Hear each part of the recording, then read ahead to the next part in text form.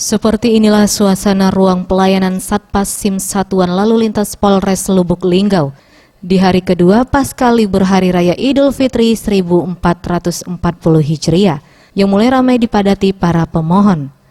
Tampak sejumlah warga yang duduk di ruang tunggu pelayanan SIM harus bersabar mengantri giliran dipanggil petugas untuk melakukan pembuatan SIM maupun perpanjangan SIM yang sudah habis masa berlakunya.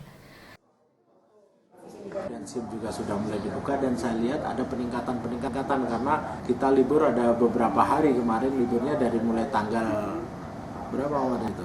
3 ya? Tanggal 3, tetapi tanggal 30 sudah pada libur semua, bang-bang juga udah pada libur, jadi dari mulai tanggal 30 sampai dengan tanggal 10, nah sekarang ini ada.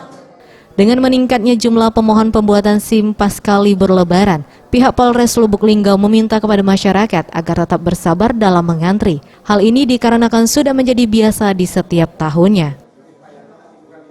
Tim Liputan Sriwijaya TV.